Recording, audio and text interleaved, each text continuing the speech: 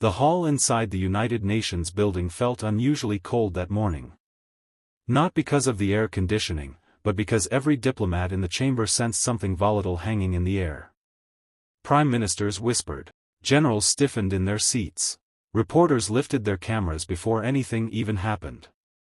They all knew Netanyahu was going to speak, and whenever Netanyahu spoke during wartime, the world braced itself. He stormed toward the podium with the confidence of a man who believed the world still bowed before him. His jaw was clenched, his shoulders tight. He didn't greet anyone. He didn't smile. He simply gripped the microphone and declared in a sharp, barking voice. This is our war. Our right. Our response. And no outsider will tell Israel how to fight. The room stiffened.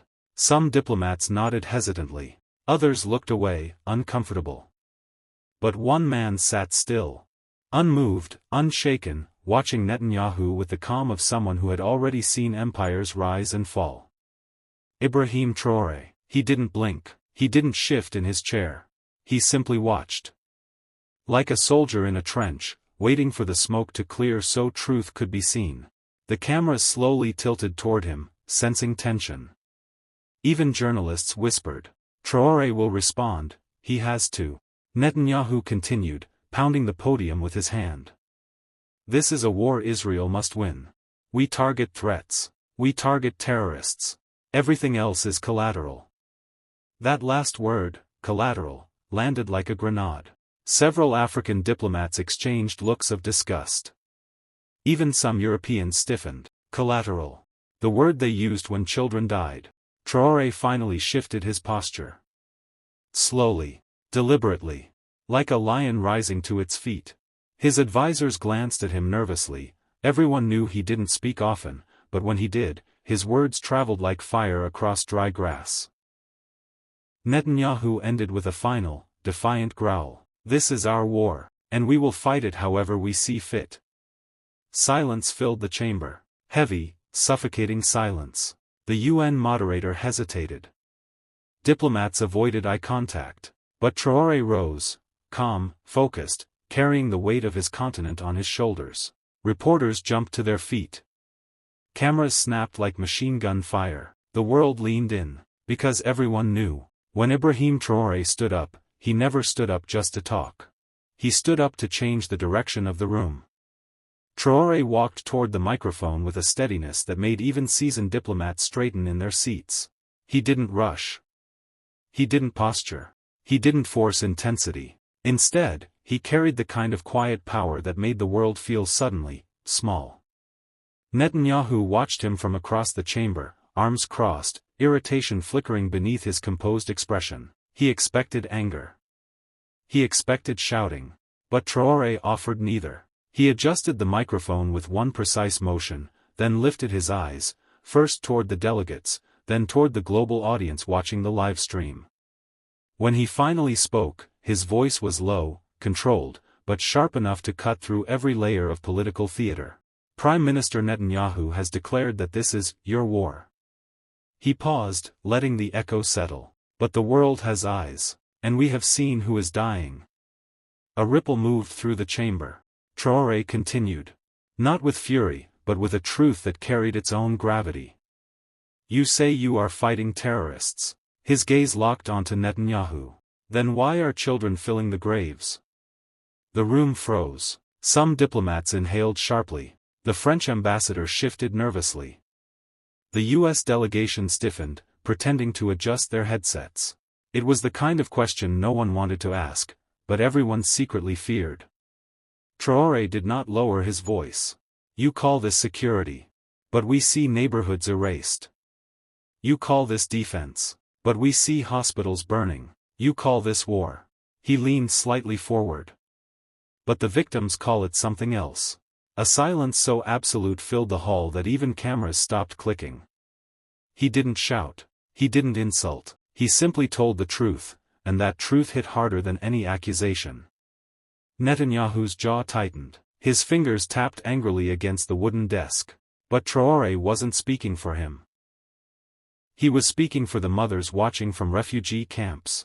For the orphans counting nights without light. For the voices buried under rubble the world had learned to ignore. And the world listened, because Traoré's words carried no theatrics, only the weight of the dead. The moderator shifted uncomfortably, unsure whether to intervene or let the moment unfold. But Traoré didn't need permission, his presence had already overtaken the room. He clasped his hands behind his back, taking one step away from the podium, addressing not just Netanyahu now, but the entire assembly. "I come from a continent that knows war," he began. "We know what terror looks like. We know what suffering feels like. And we know the difference between fighting an enemy and punishing civilians." Several African leaders nodded subtly. Others stared at Traoré with renewed respect. Even those who disagreed with him could not deny the magnetic force of his conviction. Netanyahu leaned forward, irritation growing, but Traoré raised a hand, softly, calmly, but definitively. "You say this is your war." He paused. "But innocent blood belongs to no one." The words were met with a tension that felt physical. Even the translators hesitated, their voices trembling as they repeated Traoré's sentences into dozens of languages. "What nation," Traoré continued, "has the right to flatten a home with a family still inside? What government claims righteousness while burying children under concrete? What leader demands sympathy while denying humanity to others?" The questions weren't just aimed at Netanyahu, they pierced through every country in the chamber with a history of justified violence. A few diplomats lowered their heads. Others shifted in their seats, suddenly aware that they too had played roles in tragedies hidden behind political statements. Traoré's voice softened. "We are not powerless spectators. We are leaders. And leaders are judged, not by the enemies they kill, but by the innocents they protect." A rare hush spread across the hall. It wasn't silence, it was reflection. Netanyahu's face hardened, but Traoré didn't seem to notice. His attention was on the world's youth watching from their phones, the families trapped in war zones, the forgotten voices begging for someone with power to finally speak truth. Then, with the calm of a man untouched by intimidation, Traoré delivered the line that broke the room in half. "If this is your war, Prime Minister." His eyes narrowed. "Then stop killing the people who cannot fight you." Gasps echoed. Cameras zoomed in. Netanyahu's aides panicked, whispering urgently. But Traoré didn't flinch. He had just redrawn the moral battlefield. Netanyahu finally slammed his hand on the table, unable to stay silent any longer. His voice cut through the chamber like a blade. "You don't understand our enemies. You don't understand our security. You speak of innocence, but you know nothing of the threats we face." Traoré slowly turned his head, meeting Netanyahu's fury with an expression so calm it almost felt like a direct insult. The difference between them was blinding. Netanyahu was fighting to justify himself, while Traoré was fighting for truth. He stepped back toward the microphone with steady footsteps, the rhythm of a man unshaken by power or pressure. "Prime Minister," he said quietly, "every nation has the right to defend itself. But no nation has the right to lose its soul." Netanyahu froze. The room froze with him. Traoré continued, each sentence a hammer striking the hollow walls of political hypocrisy. "When defense becomes destruction. When security becomes slaughter. When strategy becomes suffering." He leaned slightly forward. "That is no longer war. That is cruelty." A whisper rippled across the hall. Some diplomats clapped softly, until they realized they weren't supposed to. Others nodded discreetly, agreeing but afraid to be seen agreeing. Netanyahu shook his head, muttering angrily to his advisors. But Traoré wasn't done, not even close. "You say I don't understand your enemies." He raised an eyebrow. "Do you understand your victims?" The words hit Netanyahu like a direct strike.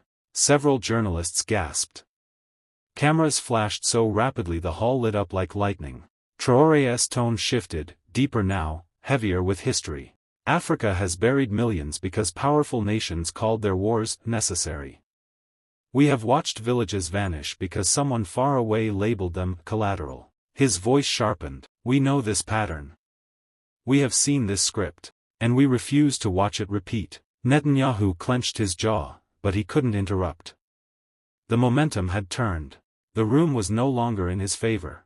Traoré lifted his chin. "If you claim righteousness, act righteous. If you claim justice, act justly. If you claim self-defense. He paused, letting the blade descend. Then stop creating more enemies than you destroy. A silence so deep fell over the chamber that even Netanyahu's anger had no place to go. Traore had seized the floor. And the truth. Netanyahu finally leaned back in his chair, swallowing hard as advisors whispered frantically in his ear.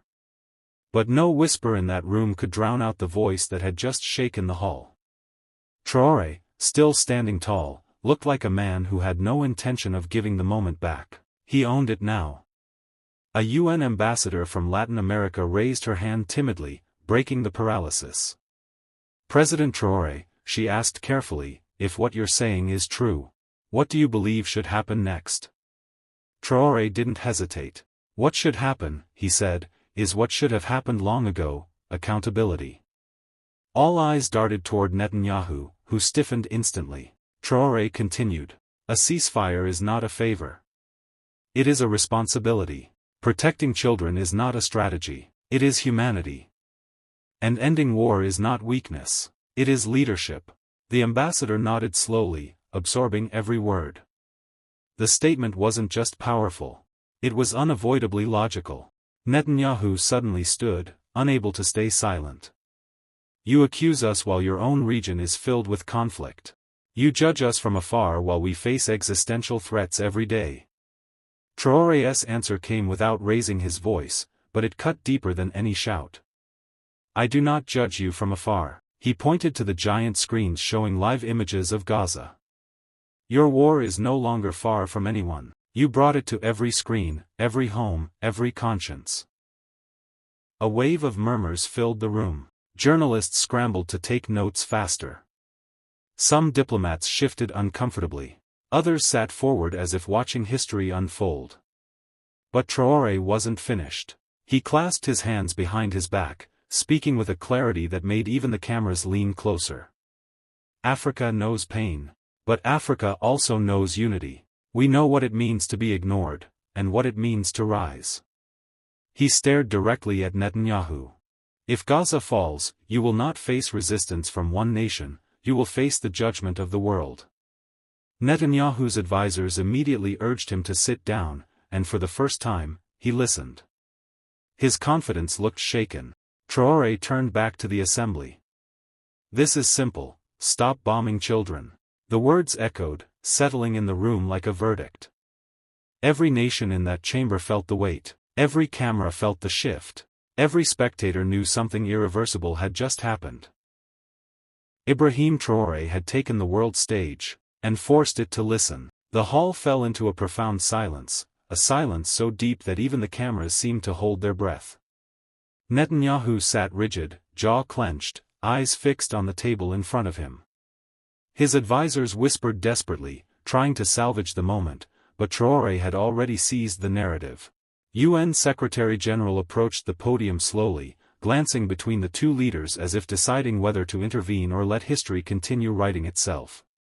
Ultimately, he chose silence. The world wanted to hear Traore. A diplomat from Canada stood up cautiously. President Traore, she said, you speak with a moral clarity many here avoid. But what do you propose? Words ignite debates, but solutions prevent wars. Traore turned toward her with the calm confidence of a commander who had already seen the battlefield, and survived it. The solution begins, he said, when we stop pretending this war is complicated. Several diplomats exchanged uneasy glances. Traore continued.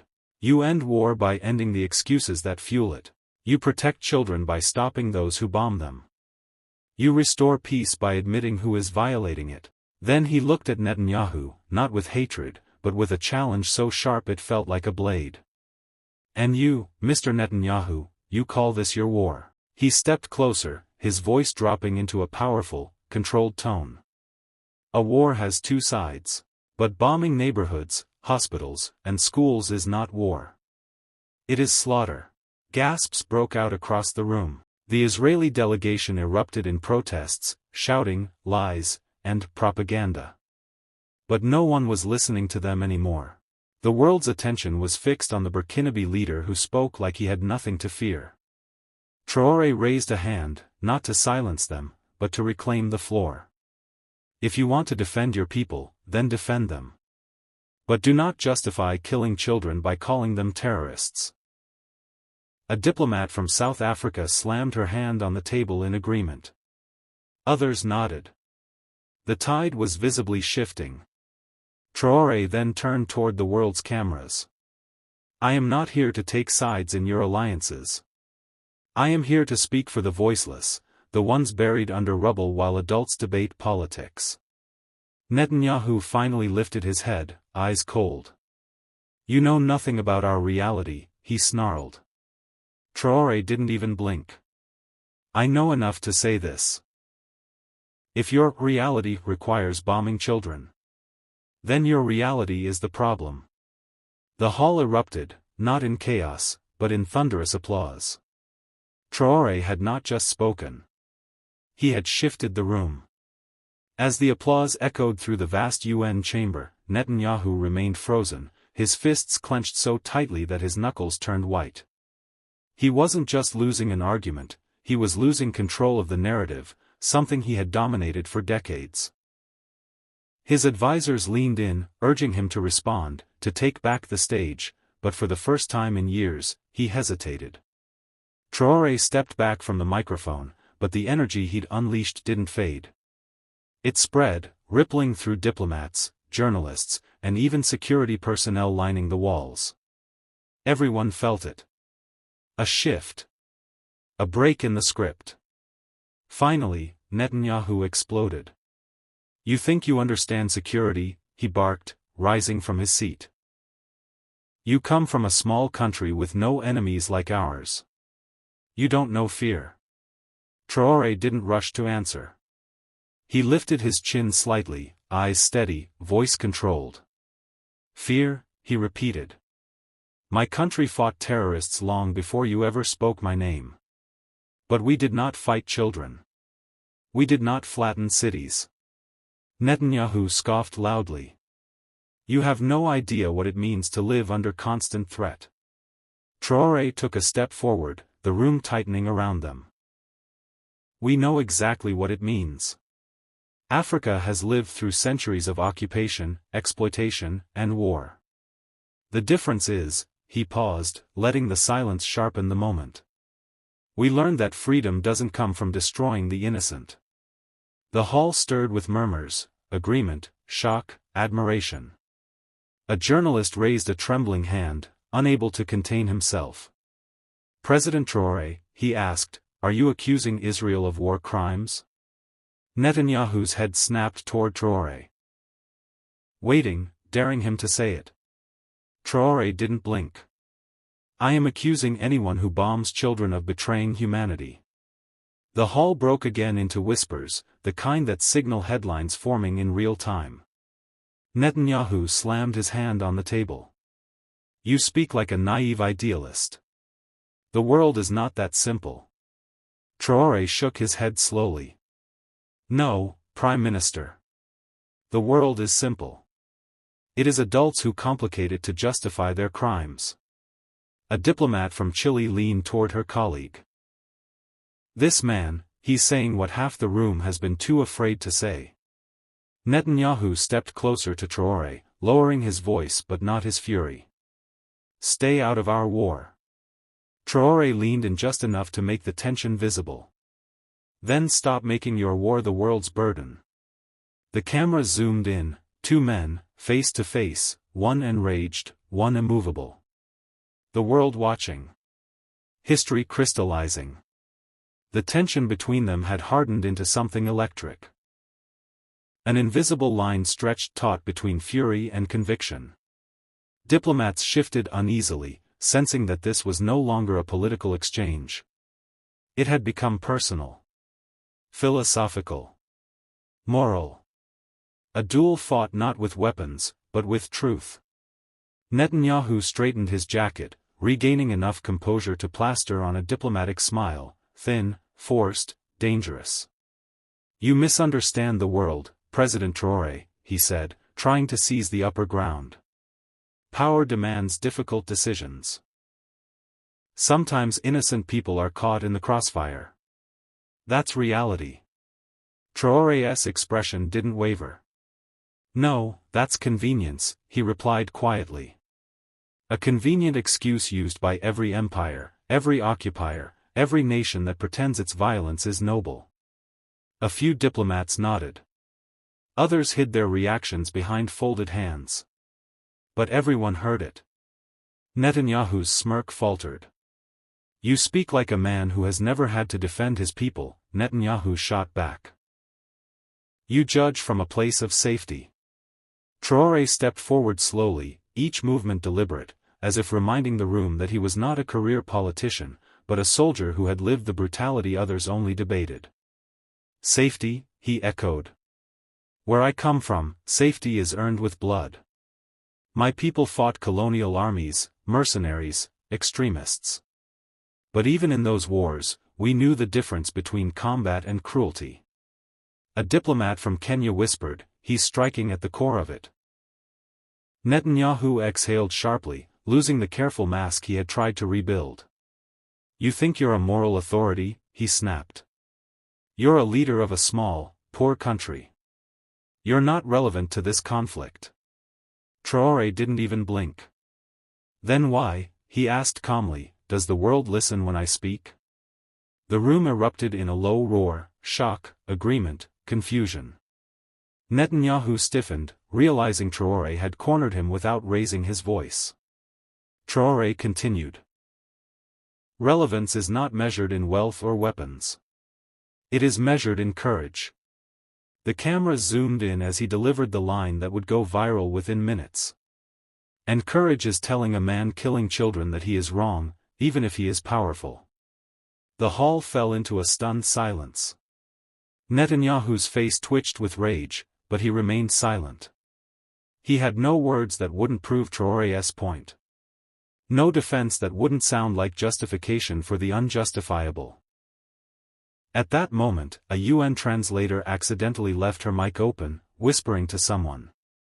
He destroyed Netanyahu without raising his voice. And the whole room heard it. A ripple of laughter, quiet, nervous, spread across the chamber. Netanyahu's humiliation deepened. Traore finally stepped back. If you want peace, he said, start by stopping the killing. Everything else comes after. He didn't wait for a response. He turned toward his seat, leaving Netanyahu standing alone in the middle of the world stage, exposed, furious, and defeated. Netanyahu stood alone for a moment, surrounded by cameras that captured every twitch of frustration on his face. His advisors hurried to his side, whispering desperate strategies: attack back, demand the floor, accuse Traore of misinformation. But every option sounded weak, defensive, or worse, predictable.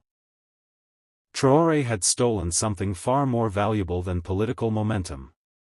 He had taken the moral stage. And once you lose that, no amount of shouting brings it back. Netanyahu finally returned to his seat, but the damage was already spreading like wildfire throughout the chamber. Delegates whispered openly now, not hiding their reactions, not protecting his reputation. A diplomat from Brazil leaned over to a colleague from Norway. This might be the first time someone has actually stood up to him like that, without fear. Meanwhile, Traore sat completely calm, hands folded, gaze steady, breathing slow. A soldier's composure. A leader's presence. Moments later, the UN Secretary-General cleared his throat and addressed the room. We remind all delegates that this chamber is for diplomacy, not confrontation. But even he sounded shaken. Because what had just happened was not confrontation, it was revelation. Suddenly, a representative from Egypt stood up. Mr. Secretary-General, he said, turning toward Netanyahu. If this is Israel's war, as the Prime Minister says, then the world demands accountability for the lives taken in Gaza. Several others followed, Libya, Indonesia, Bolivia, South Africa, each adding pressure, each echoing Traore's words without saying his name. Traore had become the gravity of the room. Netanyahu's impatience snapped. This is coordinated, he shouted. "You're all letting a child soldier lecture the world." Gasps erupted. A UN staffer dropped his tablet. The American delegation stiffened. The insult was reckless even for Netanyahu. But Traore didn't react with anger. He turned toward Netanyahu slowly, eyes calm, voice low enough to force silence. "I was a soldier at 16, he said. "Not because I wanted war, but because your allies brought it to my continent." The entire room leaned forward.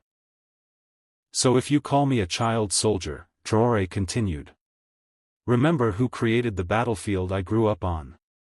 Every camera in the hall locked onto him. Netanyahu swallowed hard. Traore rose from his seat. "And today, I am not 16. I am a president. And you are still bombing children." The room erupted, some in applause, some in outrage, but no one remained neutral. Traore had redrawn the line, and the world had to choose a side. As he stepped away from the microphone, a reporter shouted, "President Traore, are you declaring opposition to Israel?" Traore didn't stop walking. But he answered, "I am declaring opposition to killing innocents. Whoever does that, stands against Africa." It hit the room like a thunderclap. Netanyahu exhaled shakily. He had lost control of the story, the stage, and the moment. As Traore exited the chamber, the hallway outside the UN General Assembly turned into a storm of flashing cameras, microphones, and reporters calling his name. Security formed a tight circle around him, but nothing could contain the energy he had unleashed. The world had just watched a soldier-turned-president stand alone against one of the most powerful and controversial leaders on the planet, and win. Netanyahu, still inside, felt the pressure mounting with every passing second. His aides scrambled to salvage what remained of his image, drafting statements, messaging journalists, trying to reframe the moment as emotional or misinterpreted. But the damage was irreversible. Traore's words were already trending globally. Hashtag "Why are you bombing children?" Hashtag "Traore at the UN." Hashtag "Africa speaks." In African capitals, crowds gathered in front of televisions and outdoor screens, cheering each replay of Traore's speech. In Ouagadougou, people flooded the streets chanting his name, banging drums, waving flags. He had not only represented Burkina Faso, he had represented the silenced, the ignored, the ones whose pain never made headlines. Inside the building, Netanyahu finally emerged from the chamber, face tense, jaw locked. Instead of applause, he was met with cold stares and pointed whispers. Several delegates refused to shake his hand. Others stepped aside to let him pass, but their silence spoke louder than words. Traore, meanwhile, walked calmly toward the diplomatic elevators, his steps steady. A young journalist managed to slip through security and extend her microphone. "President Traore, do you fear consequences for speaking so boldly?" Traore paused. Turned.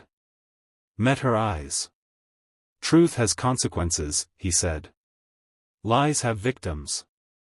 Another reporter called out, "Do you expect retaliation?" Traore shrugged slightly. "If speaking for children brings retaliation," he replied, "then let them come. Africa has faced worse, and survived." The elevator doors opened. Before stepping inside, he delivered one final message that would echo across the world. "Tell them this. Africa is not afraid anymore." The doors closed. Downstairs, in the diplomatic garage, Netanyahu was entering his armored vehicle. Through the tinted window, he watched Traore walk past with the ease of a man who had nothing to hide, and nothing to fear. For the first time in years, Netanyahu felt something unusual. Not anger. Not hatred. Not even frustration. He felt uncertainty. Because he had faced many politicians. Many presidents. Many critics. But never a soldier who spoke with the weight of an entire continent behind him. And never a man who looked at him, not with fear, not with hatred, but with judgment. As Traoré's convoy pulled away, the world understood one thing clearly. A new voice had risen on the global stage.